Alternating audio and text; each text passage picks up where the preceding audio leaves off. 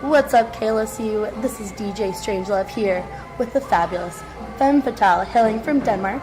Moo, how are you today? Hi, I'm good. Thank you so much. Great. And so you are coming from Austin, Texas. Yeah, it was right. ACL. It was very, very nice. It was like, I knew that it was a big festival, but I was like a bit surprised. It was like so big and like so like cool. I knew that it was cool and great, but it was really big. Oh yeah, a lot of people are there. Yeah. So did you have any of the Austin barbecue? No, not really. I think because it was busy and we played 2 shows one day. Like we played at the festival and then at Emos, and so it was just very busy. We didn't really have barbecue, but I regret that. Yeah. This is one of the best barbecue spots in the United States, I'd say. Yeah. Do you have a favorite American food so far since you've touring? Actually, I think it was yesterday we had this very, very, in Austin, we had this food which were based on the Southern kitchen, and it was so good. Yeah. It was like all these great salads and then all these, fried chicken and like beans and like sweet corns and mixed with like whiskey and like all these things. I mean, and that it was it was traditionally Southern kitchen. It was so good, I bet. So good. Was it spicy for you? Like when you tour with a band, you're used to spicy food because the guys are like everybody. I feel like in this industry are eating so much chili and spicy stuff, so you get used to that. Do you have a favorite dish from Denmark? Dish? I'm not familiar with the food. I was just curious. No, I don't. Yeah, maybe something called fatale. What's that? That's like this little. It's like you have this kind of I don't know how to say it, like a cake shaped, but like salty cake thing, and then you put chicken and asparagus in it. I love asparagus. Yeah. Oh, sweet. I'm gonna post that recipe online with this. Yeah, do that. So it's gonna be fabulous. So you've been touring for so long. Is there something you miss from home a lot, not including the food? Well, I mean, of course, I miss my family and my friends, and and my boyfriend. But now, actually, he's with me on this tour. So so he's here today. Yeah, excellent. But I mean, actually, because as you said, we've been touring almost nonstop for 2 years. So you almost now feel more at home when you're on the road than when you're home. So of course, again, I miss my family and my friends, but it feels like so familiar to be on the road. Yes. So I really like it. Excellent. How do you keep the energy up with your crew, and how do you fight boredom on the road? Well, I mean, again, I think I feel like when we're on the road, there's always so many things to do. There's always like promo stuff, or like emails you gotta check and answer, and and just because and like also always you're working on new songs and you're talking to people. There's so many things going on, so it's like. Actually, you gotta be. I've started to learn to be more like, no, I'm not working when I'm on tour, because you are on work constantly when you're on tour. So it's like, boredom is not the problem. Let's just say that. That's good. So I saw that on your Instagram, you've been named Best Hair by Nylon Mag. Yeah. Congratulations. Congrats. I was like freaking out when I saw it. I was like, cool. I definitely think you're bringing the braid pony back. So you're a whole new trendsetter. Thanks. Do you have a signature name for your do yet? For my what? For your hairdo.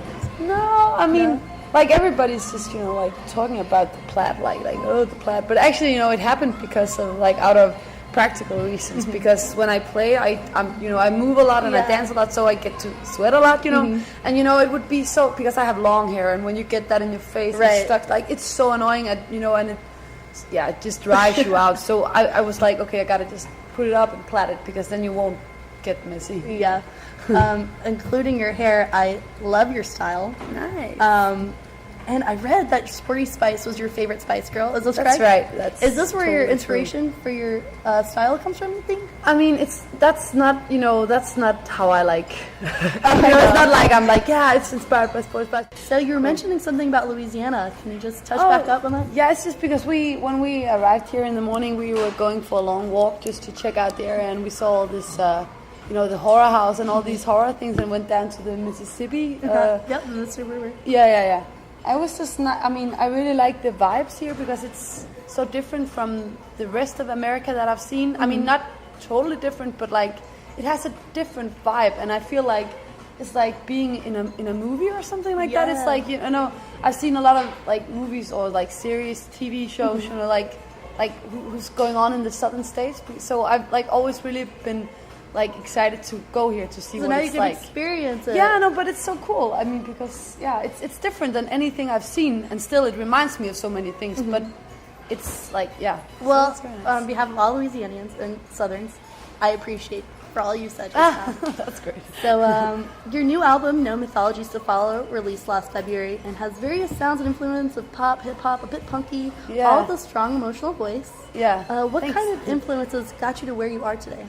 Well, actually, I mean, as I just told you yesterday when we talked at night, I like just before when we talked about styles. I mean, all these inspirations, music inspirations, they've just, I guess, I mean, because it's not something I think that much about. I'm not like, I want it to be a bit like this and a bit like that. Right. It's just, I guess, it's a combination of all the kind of music that I've been in love with through my life. Yeah, you like know, a and that melting pot. Yeah, and it's just impacting my personal taste, and so that's what comes out of me, you know. Oh, definitely. Can you tell me just a little about No Mythologies to Follow? Yeah, well, I mean, a lot of the songs, they're like about, you know, being young and kind of being searching for some kind of answer, and like being, you know, young and confused and kind of lost in this modern world, crazy society where it's the media and the social media who are like controlling everything. Like, in a way, you know, Oh, I they preach definitely like know what you mean. they have become the new Bible, you know, almost.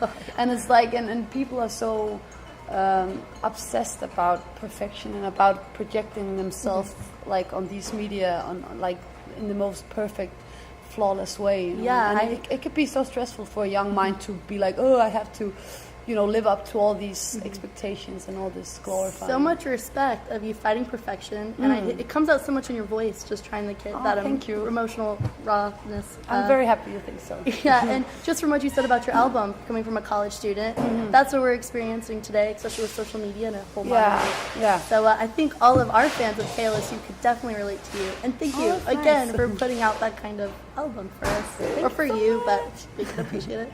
That's great. I personally, just on the record, I do the punk show for KLSU, so I was really excited knowing that you came from a little bit of punk background. Nice. Yeah. I used to be in a punk band for 5 years. Yeah, I know. It's called More? Yeah, that's Is that right. how you say it? Yeah, actually, pretty much like that. Yeah. Yeah. Okay. So can you tell me about any punk influences you've had, or like your favorite bands, Yeah, albums? my favorite actually act from that time, you know, in my life, because it was like 10 years I was so much involved in this political activism, punk environment, or whatever you would call it. And actually, like, my favorite band in this time was not like, I don't know if you would call it like a straight up punk band, but you know, Sonic Youth. Of course, Sonic Youth. Yeah, and Kim Gordon, she's been like my biggest role model and inspiration in life, like ever since, and she still is actually. Oh yeah, she's pretty kick-ass. No, she's so kick-ass. Yeah. So kick-ass.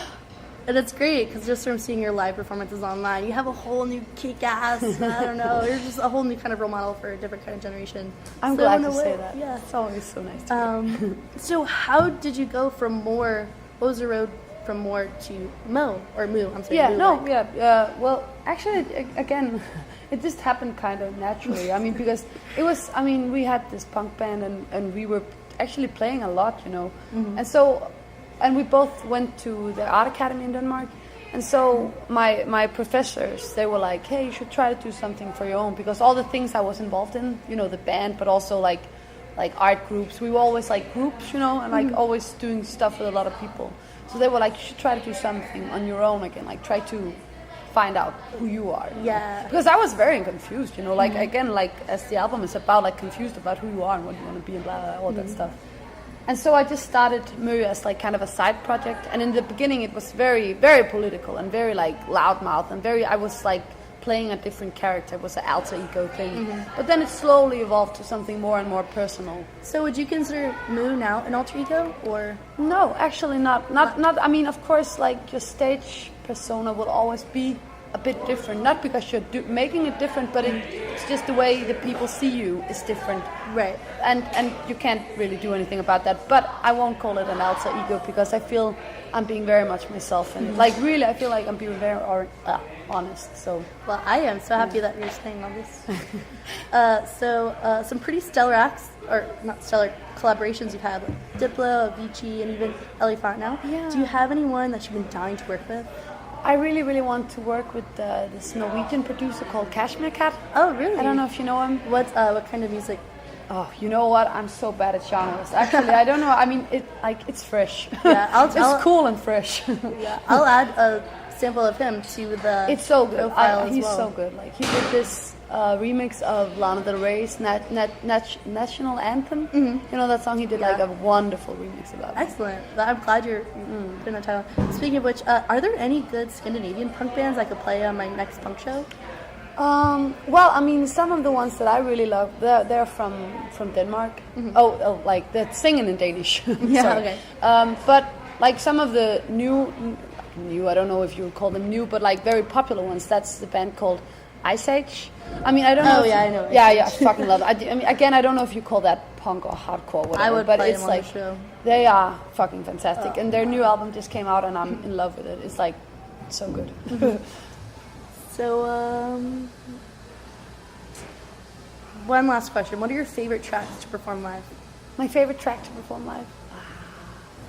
I think it's the one called Slow Love. Mm-hmm. Because it has like this, it really has a vibe, you know, it really has like this, Are you going to play it tonight? Or just yeah, I definitely think so. I'm so excited. Because I've only ever seen you online, and I'm just so stoked to finally see you live because the energy. Hopefully, I'll do good. How do you store so much energy, or where does that light come on from you bring on the stage? Actually, it just comes on when I get on the stage because it's like again, to me, it's very much about just letting go and being like whatever, not think about do I sing right, do I look right, all these. Like I hate in the moment. Yeah, because when you go to a concert, also like some of the best concerts I've been to have been to like local punk bands because they're not thinking about we have to look cool, I have to be so perfect, we have to, you know, like so when I go on stage, it's like just about trying to let go, but it can be hard to let go. Sometimes it's like you know, something you gotta practice. All right, well, you guys, Moo is gonna be playing at Spanish Moon tonight, October 7th. Thank you so much, Karen. Thank you for supporting college radio. Of course, and just being such a fabulous rock star. I love you. I think I do. Thank you very much. We appreciate you, and thanks for listening to 91.1 KLSU Baton Rouge.